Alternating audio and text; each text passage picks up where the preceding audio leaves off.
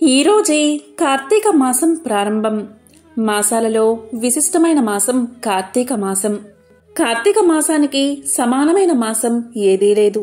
సత్యయుగంతో సమానమైన యుగమేదీ లేదు. వేదాలతో సమానమైన శాస్త్రాలు ఏవీ లేవు. గంగానది వంటి ఇతర నదేదీ లేదని పురాణాలు చెప్తున్నాయి. ఈ రోజుతో కార్తీక మాసం ప్రారంభమవుతుంది. కార్తీక పౌర్ణమి ముగిసేలోగా, అంటే నవంబర్ 27వ తేదీ కార్తీక పౌర్ణమిలోగా ఈ కథలను విన్నా, చదివినా, చెప్పినా, వినిపించినా సకల శుభాలు కలుగుతాయి. జన్మల దోషాలు తొలగి కోటి జన్మల పుణ్యం వస్తుంది. మరి ఆ కథలేంటో ఇప్పుడు ఈ వీడియోలో తెలుసుకుందాం. ఈ కథ కార్తీక పురాణంలోనిది. పూర్వం అవంతిపురంలో ధనేశ్వరుడు అనే బ్రాహ్మణుడు నివసిస్తూ ఉండేవాడు. అతను పుట్టుకతోనే ధనవంతుడు, కాని చాలా పాపకర్మలు చేశాడు. మదువు తాగడం, అసత్యం ఆడడం, వేశ్యల దగ్గరకు వెళ్లడం, ఇలా చాలా పాపకర్మలు చేశాడు. ఇతను వృత్తిపరంగా వ్యాపారస్తుడు. దుప్పట్లు, చర్మాలు మొదలైన వాటిని అమ్మడం వృత్తిగా చేసుకున్నాడు. ధనేశ్వరుడు వర్తకం పని మీద ఒక దేశం నుంచి మరొక దేశానికి వెళ్లడం అతనికి బాగా అలవాటు. ఇలా వర్తకం పని మీద ఒకసారి ధనేశ్వరుడు మాహిష్మతి నగరానికి చేరుకున్నాడు. ఆ నగరం చుట్టూ నర్మదా నది ప్రవహిస్తూ ఉంది. ధనేశ్వరుడు ఆ పట్టణంలో వ్యాపారం చేసుకుంటూ ఉండగా కార్తీక మాసం ప్రవేశించింది. ఆ ఊరు పక్కన కావేరీ నది ప్రవహిస్తూ ఉండడంతో అది పెద్ద యాత్రాస్థలంగా మారిపోయింది. వచ్చిపోయే జనాల వల్ల వ్యాపారం బాగా జరుగుతుంది. వ్యాపారం బాగా సాగడంతో ఆ నెలంతా అక్కడే ఉండిపోయాడు ధనేశ్వరుడు. ప్రతిరోజు నర్మదా తీరంలో సంచరిస్తూ భక్తులు అక్కడ స్నాన, జప, దేవతార్చనలు చేయడం చూశాడు ధనేశ్వరుడు. కీర్తనలు, కథలు చెప్పేవారిని, తులసీమాలతో అలరాడుతున్న వాళ్లను, భక్తులను చూశాడు. అలా భక్తులను చూడడమే కాదు, పరిచయం కూడా పెంచుకున్నాడు. వారితో మాట్లాడుతూ ఉండేవాడు. ఎందరో పుణ్యపురుషులను స్వయంగా తాకాడు. అలా ఆ నెలంతా శివనామస్మరణ, విష్ణు సంకీర్తన కూడా చేశాడు. అంతేకాదు ఆ నెలంతా దీపారాధన, జాగరణ కూడా చూశాడు. కార్తీక పౌర్ణమి రోజు గో బ్రాహ్మణ పూజలు ఆచరించి సాయంకాలం శివాలయాల్లో వెలిగించే దీపోత్సవాలను చూశాడు. ఆ విధంగా అన్ని పుణ్య కార్యక్రమాలను ఆ నెలంతా చూశాడు. అదే సమయంలో ధనేశ్వరుడికి భూమి మీద నూకలు చెల్లి కాలసర్పం ఒకటి ధనేశ్వరుని కాటువేసింది. వెంటనే ధనేశ్వరుడు కిందపడి మరణించాడు. అతను పడిపోవడం చూసిన భక్తులు తులసి తీర్థాన్ని ధనేశ్వరుడి నోట్లో పోశారు. తక్షణమే ధనేశ్వరుడి ప్రాణం గాల్లో కలిసిపోయింది. వెంటనే యమదూతలు అక్కడకు చేరుకున్నారు. ధనేశ్వరుణ్ణి కొరడాలతో కొడుతూ యమలోకానికి తీసుకుపోయారు. వెంటనే యముడు ధనేశ్వరుడి పాప పుణ్యాల చిట్టా పరిశీలించమని చిత్రగుప్తుణ్ణి ఆదేశించాడు. దానికి చిత్రగుప్తుడు ఇలా పలికాడు: యమధర్మరాజా, వీడు ఆగర్భ పాపాత్ముడు. వీడు అణువంతైనా పుణ్యం చేయలేదు అని సమాధానం చెప్పాడు. దానికి యముడు ఎంతో కోపంతో వీడి తలను చితక్కొట్టి కుంభీపాక నరకంలో పడేయమని యమదూతలను ఆజ్ఞాపించాడు. కాని ఆ ధనేశ్వరుడు కుంభీపాక నరకంలో పడగానే అక్కడ మండే మంటలు వెంటనే చల్లారిపోయాయి. దీంతో ఆశ్చర్యపడిన యమదూతలు ఈ విషయాన్ని యముడికి తెలియచేశారు. వెంటనే యముడు అతన్ని నా దగ్గరకు తీసుకురండి అని ఆదేశించాడు. ధనేశ్వరుణ్ణి తీసుకువచ్చి ఎక్కడ తేడా జరిగింది అని చిత్రగుప్తుడు చిట్టా తిరగవేస్తున్న సమయంలో అక్కడికి నారదులవారు వీచ్చేశారు. నారదులవారు ఇలా పలికారు: ఓ యమధర్మరాజా, ఇతను ఎంత పాపాత్ముడైనా సరే ఇతను తన చివరి రోజుల్లో ఎంతో పుణ్యాన్ని సంపాదించాడు. అందుకే ఈ నరకం అతన్ని ఏమీ చెయ్యలేదు. ఎవరైతే పుణ్యపురుషుల దర్శనం వల్ల, స్మర్శ వల్ల, వాళ్లతో మాట్లాడడం వల్ల వారి యొక్క పుణ్యంలో 6వ భాగాన్ని పొందుతారు. అటువంటి ధనేశ్వరుడు ఒక నెల రోజుల పాటు కార్తీక వ్రతాన్ని ఆచరించి ఎందరెందరో పుణ్యాత్ములను పరిచయం చేసుకుని విశేష పుణ్యఫలాలను పొందాడు. కార్తీక వ్రతాన్ని ఆచరించే వారి దగ్గర జీవనం గడిపి సంపూర్ణ కార్తీక వ్రత ఫలాన్ని పొందాడు. అంతేకాదు ఆ భక్తుల చేత తులసి తీర్థాన్ని కూడా పొందాడు. అతని చెవులు శివ హరినామ సంకీర్తనలు విన్నాయి. అంతేకాదు కార్తీక మాసంలో నర్మదా నదీ తీరంలో ఇతను చేసిన స్నానం వల్ల ఇతని దేహం పరిశుద్ధమయ్యింది. అందరి భక్తుల మనసు దోచుకున్న ఈ బ్రాహ్మణుడు నరకంలో ఉండవలసినవాడు కాదు, మహాపుణ్యాన్ని ఆర్జించిన పుణ్యాత్ముడు అని చెప్పి నారదుడు వెళ్ళిపోయాడు. ఈ విషయం అంతా తెలుసుకున్న యముడు ఎంతో చింతించాడు. ధనేశ్వరుడికి ప్రేతపతి అనే దూతను తోడిచ్చి నరకాన్ని తరింప చేయవలసిందిగా ఆదేశించాడు. ఆ యమదూత ధనేశ్వరుణ్ణి తనతో పాటు తీసుకువెళ్తూ మార్గ మధ్యలో నరకలోకంలోని శిక్షల గురించి, ఏ తప్పుకు ఎటువంటి శిక్ష పడుతుంది అనే నరక బాధల గురించి ధనేశ్వరుడుకు ఇలా వివరిస్తున్నాడు. ఓ ధనేశ్వరా, మానవులు చేసిన తప్పులకు నరకంలో 8 రకాల బాధలకు గురి చేయడం జరుగుతుంది.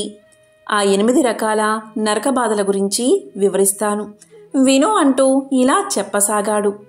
ఓ ధనేశ్వరా, మొదటి నరకం పేరు తప్త వాలుకము. వేశ్యల వెంట తిరిగేవారికి, అతిథులను అవమానించేవారికి, గురువులను, అగ్నిని, బ్రాహ్మలను, గోవును, యజమానిని కాళ్లతో తన్నిన వారిని ఈ నరకంలో బాధలకు గురిచేస్తారు. ఇలాంటి వారి శరీరాలను ఎర్రగా కాల్చుతారు. ఆ బాధను తట్టుకోలేక దిక్కులు వక్కలయ్యేలా పాపాత్ములు అరుస్తూ ఉంటారు. కాబట్టి ఈ నరకాన్ని తప్త వాలుకము అని పిలుస్తారు. ఇక రెండవది అందతా మిశ్రము అనే నరకం. పరుల రహస్యాలను బయటపెట్టే పాపాత్ములను ఇక్కడ నరకబాటలకు గురిచేస్తారు. వారిని ఈ నరకంలో సూది మొన వంటి భయంకర ముఖాలు కలిగిన పురుగులు పాపాత్ముల శరీరాలను తుడిచివేస్తూ ఉంటాయి. కుక్కలు, గెద్దలు, రాబందులు వారి శరీరాలను పిక్కుకు తింటూ ఉంటాయి. ఆ బాధను భరించలేక పాపాత్ములు ఆర్తనాదాలు చేస్తారు. ఇదే అందతా మిశ్రము అనే నరకం. ఇక మూడవది క్రకచము అనే నరకం. ఇక్కడ ఘోర పాపాలు చేసిన పాపాత్ములను అడ్డంగాను, నిలువుగాను, ఏటవాలుగాను, అంగాలను సమూలంగా రంపాలతో కోస్తారు. ఇక నాలుగవది అసిపత్ర వనం అనే నరకం. భార్యాభర్తలను విడదీసిన వారిని, తల్లిదండ్రుల నుండి సంతానాన్ని దూరం చేసేవారిని, కన్న తల్లిదండ్రులను బాధపెట్టే పాపాత్ములను నిలువెల్లా బాణాలతో గుచ్చి, అసిపత్రాలచే శరీరాలు చింపబడి దారులుగా రక్తం కారుతుంటే ఆ నెత్తుటి వాసనకు వెంటబడే తోడేళ్లకు భయపడి పారిపోవాలని రోదిస్తూ అరుస్తూ పరుగులు తీస్తూ ఎటు పారిపోవాలో అర్థం కాక కింద పడితే ఆ తోడేళ్ల గుంపుకు ఆహారం అవుతారు. ఇదే అసిపత్రము అనే నరకం. ఇక ఐదవది కూట సాల్మలి. ఈ నరకంలో పరుల ఆస్తిని ఆశపడే వారికి, దొంగతనం చేసిన వారికి, అన్యాయంగా ఇంకొకరి ధనాన్ని లంచంగా తీసుకునే పాపాత్ములకి ఇక్కడ భయంకరమైన 16 రకాల నరకబాధలకు గురిచేస్తారు. ఇక ఆరవది రక్తపూయము అనే నరకం. ఈ నరకంలో ఎవరైతే పొరులను నిందిస్తారో, చాడీలు చెబుతారో మరియు వారి కులాచార రీత్యా తినకూడని పదార్థాలు తింటారో అటువంటి వారికి ఈ నరకంలో శిక్షను విధిస్తారు. అలాంటి పాపాత్ములను తలకిందులుగా వేలాడదీసి యమ కింకరుల చేత బల్లాలతో కొట్టిస్తారు. ఇదే రక్తపూయము అనే నరకం. ఇక ఏడవది కుంభీపాక నరకం. నరకాలన్నిటిలోకి ఇది నికృష్టమైన నరకం.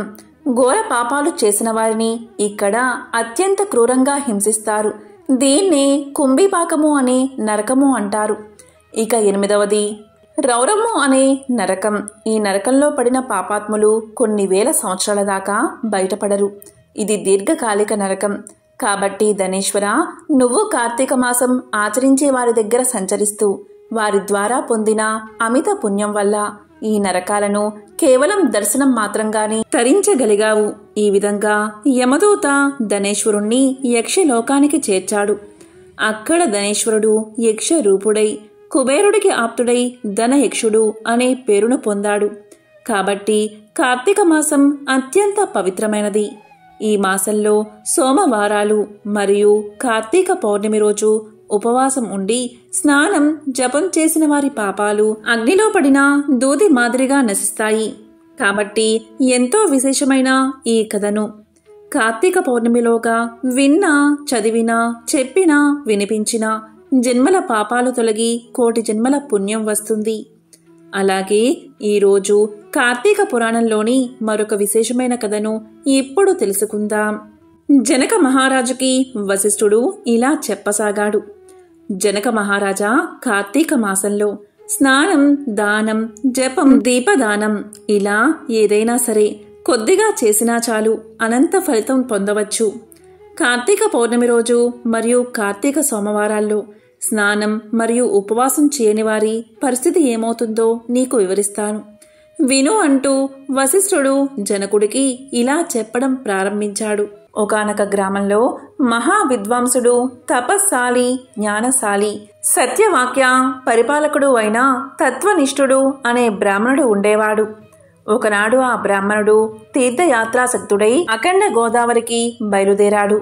ఆ తీర్థ సమీపమున ఒక మహా వటవృక్షంపై భయంకరమైన ముఖాలతోటి, దీర్ఘ కేశాలతోటి, బలిష్టములైన కోరలతోటి, నల్లని బాణ పొట్టలతోటి, చూసేవారికి అతి భయంకర రూపాలతో 3 బ్రహ్మ రాక్షసులు నివసిస్తూ ఆ దారిన పోయే బాటసారులను బెదిరించి వారిని తింటూ ఆ ప్రాంతమంతా భయకంపితం చేస్తూ ఉన్నారు. తీర్థయాత్రకై బయలుదేరి అఖండ గోదావరి పుణ్యక్షేత్రమున పితృదేవతలకు పిండ ప్రదానం చేయడానికి వస్తున్న ఆ విప్రుడు వృక్షం చెంతకు చేరేసరికి యథాప్రకారంగా బ్రహ్మ రాక్షసులు కిందకి దిగి అతనిని చంపబోయే సమయంలో బ్రాహ్మణుడు ఆ భయంకర రూపాలను చూసి గజగజ వణుకుతూ ఏమీ తోచక నారాయణ స్తోత్రాన్ని బిగ్గరగా పఠిస్తూ, ప్రభో, అర్థత్రాణ పరాయణ, అనాథ రక్షక, ఆపదలో ఉన్న గజేంద్రుణ్ణి, నిండు సభలో అవమానాల పాలవుతున్న మహాసాధ్వి ద్రౌపదిని, బాలుడైన ప్రహ్లాదుణ్ణి రక్షించిన విధంగానే ఈ పిశాచాల బారి నుండి నన్ను రక్షించు తండ్రి అని వేడుకొనగా ఆ ప్రార్థనలు విన్న బ్రహ్మ రాక్షసులకు జ్ఞానోదయం కలిగి ఇలా పలికారు. మహానుభావా, మీ నోటి నుండి వచ్చిన శ్రీమన్నారాయణ స్తుతి విని మాకు జ్ఞానోదయం కలిగింది, మమ్మల్ని రక్షించండి అని ప్రాధేయపడ్డారు. వారి మాటలకు విప్రుడు ధైర్యం తెచ్చుకుని ఇలా పలికాడు. ఓయి, మీరెవరు, ఎందుకు మీకీ రాక్షస రూపాలు కలిగాయి, మీ వృత్తాంతం చెప్పండి అని అన్నాడు. దానికి వారు ఇలా అన్నారు. ఓ విప్ర పుంగవా, మీరు పూజ్యులు, ధర్మాత్ములు, వ్రత నిష్ఠాపరులు. మీ దర్శన భాగ్యం వల్ల మాకు పూర్వజన్మయందలి కొంత జ్ఞానం కలిగింది. ఇక నుండి మీకు మా వల్ల ఏ ఆపద కలగదు అని అభయాన్ని ఇచ్చి దానిలో బ్రహ్మరాక్షసుడు తన వృత్తాంతాన్ని ఇలా చెప్పడం మొదలుపెట్టాడు. ఓ విప్రపుంగవా, నాది ద్రావిడ దేశం, బ్రాహ్మణుడను, నేను మహాపండితుడు అని గర్వం గలవాడనై ఉన్నాను. న్యాయ విచక్షణలు మాని పశువులే ప్రవర్తించి తిని బాటసారుల వద్ద, అమాయకపు గ్రామస్తుల వద్ద దౌర్జన్యంగా ధనం లాక్కుంటూ దుర్వసనాలతో భార్యాపుత్రాదులను సుఖపెట్టక పండితులను అవమానపరుస్తూ లుద్ధుడనై లోకకంటకుడిగా ఉన్నాను. ఇలా ఉండగా ఒకానొక పండితుడు కార్తీక మాస వ్రతాన్ని యథావిధిగా ఆచరించి భూత తృప్తి కొరకు బ్రాహ్మణ సమారాధన చేసే తలంపుతో పదార్థ సంపాదన నిమిత్తం దగ్గరున్న నగరానికి బయలుదేరి తిరుగు ప్రయాణంలో మా ఇంటికి అతిథిగా వచ్చాడు. వచ్చిన పండితుణ్ణి నేను దూషించాను, కొట్టాను. అతని వద్ద ఉన్న ధనాన్ని, వస్తువులను తీసుకుని ఇంటి నుండి వెళ్ళగొట్టాను.